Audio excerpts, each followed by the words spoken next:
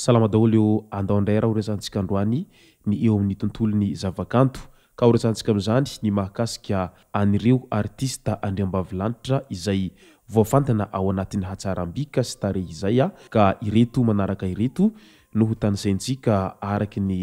izay voarainay amin'ity androandroany ity izay tombatombana moa izy ity araky ny fahafantaranay azy dia izay no horesahanay aminareo ao anatin'izay hatsarana miaraka amin'ny lazan'izy ireo amin'izao fotoana izao zay fa mety misy ny tsy voatanisa atao anatin'ity video ity ka manasantsika rehetra hitanisa anireny tsy voatanisa ireny ao anatin'ny commentaire n'ity video ity ka izay rehetra zay mo no vaoboasina amintsika atao anatin'ity video ity ka manasantsika rehetra anaraka n'ity video ity hatramin'ny farany azadino ny milaiky ny video antsika ary tsarovatrany miabony misainantsika mba ahafahanareo manaraka tsy tapaka ny video zay lefa any am'sesy izy tomatamatangasy toy izao ny fanaovana azy tsy ampiadrely isika fa avy hatrany tonga dia vavany dahoary atomboka antsika avy amin'ny andriambavilanitra Tansimena izay sady mbola ao anatin'ny laza tanteraka amin'izao fotoana izao no sady manana bika sy tarehy izay no manampeo ihany koa ary na Tansimena izany na ny zanany vavy izay efa mpanakanto ihany koa amin'izao fotoana izao dia tafiditra ao anatin'izay mpanakanto ao anatin'ny hatsarana izay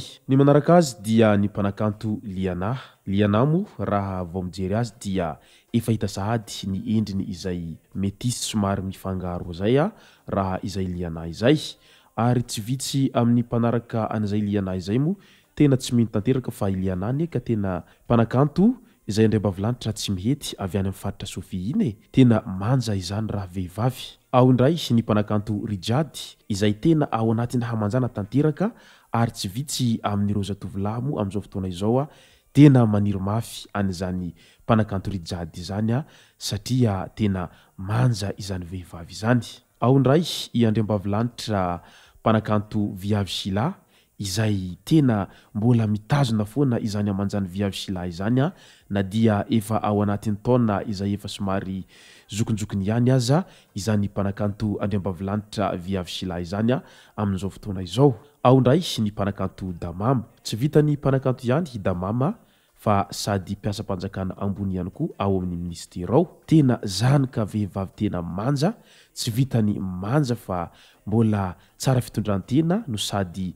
tsy mba nahitany Damama nanao anirony karazana fiankanjo fohifohy kely izay mamoaka fitombenana irony hatrizay na Damama any Damama izay fa i Damama izany dia isan'ny mpanakanto ao anatin'ny fianjaika tena klasy raha ny hita hatramin'izay izany hoe ao anatin'ny fianjaika tena montana tanteraka izay ny mpanakanto Onja indray izay tao anatin'ny tarika Tinondia mo izany Onja zany taloha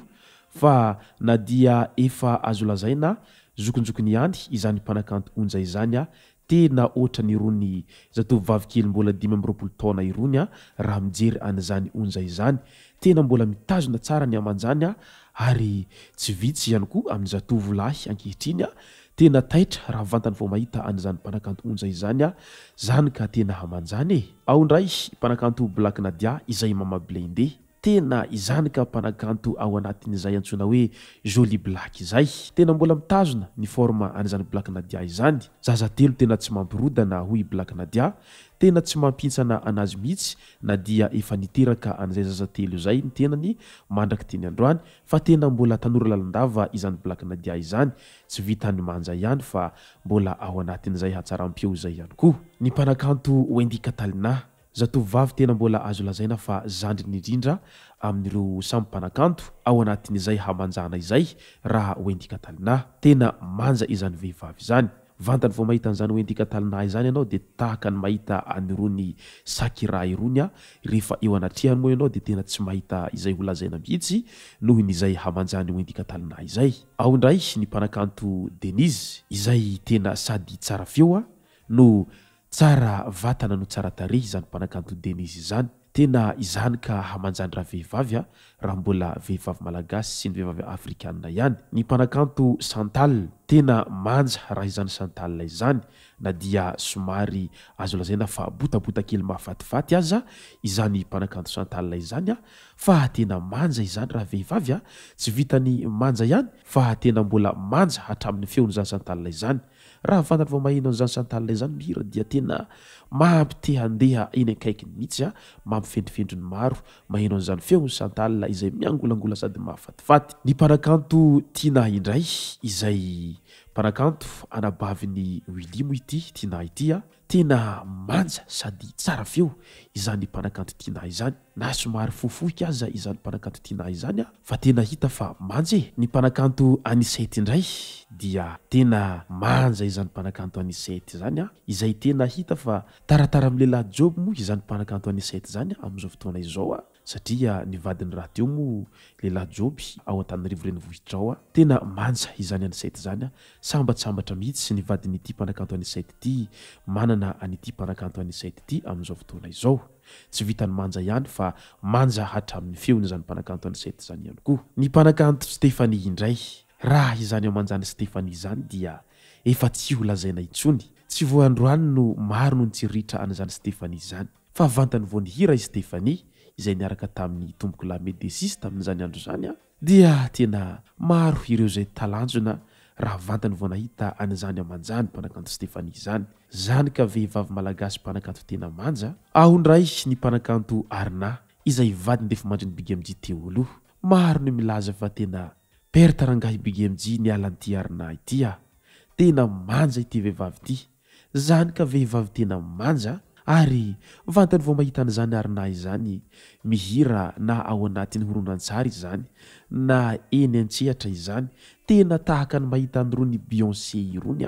raha vantany mahita an'izany mpanakanto Arna izany. Tsy vitany efa tsara tarehy no tsara feo no mbola tsara bika ihany koa no mahay mandihy izany mpanakanto Arna izany. Ary ny amaranantsika azy izay tafiditra ao anatin'ny laharana voalohany mihitsiny raha ny mpanakanto tena manja raha ho an'ny mpanakanto malagasy dia ny mpanakanto Joanna izany dia tena manja re vehivavy izany tsy vitany manja ihany koa izany Joanna izany fa tena tsara feo,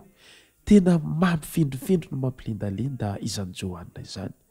Maro ny olona mba maniry an'izany teo vadiny Joanna izany, maro ihany koa ireo zatovolahy izay manonofinofy an'izany Joanna izany. Sambatra rangaha izay vadin'izany Joanna izany amin'izao amanjany Joanna izay tena tsy tako nafenina ary mampilendalenda ny be sy ny maro zao izay moa no mahasaka azona roso tao anatin'ity video ity tomboko lasy tomboko vavy. Misaotra antsika rehetra nanaraka an'ity video ity hatramin'ny farany. Mety mbola maro ireo izay mpanakanto ao anatin'izay amanjana izay tsy voatanisako teo ka manasa antsika rehetra hitanisa azy ireny ao anatin'ny commentaire n'ity video ity mba ahafahantsika manao ny videon'izy ireny amin'ny manaraka eo. Misaotra antsika rehetra nanaraka an'ity video ity hatramin'ny farany azadiny ny milaiky ny videontsika ary tsarovatra hatrany miabony amin'ny chaîne-ntsika mba ahafahanareo manaraka tsy tapaka ny video izay alefa any amintsika sy tomatawatagasy tomboko lasy tomboko vavy mankasitraka dia mirary soa.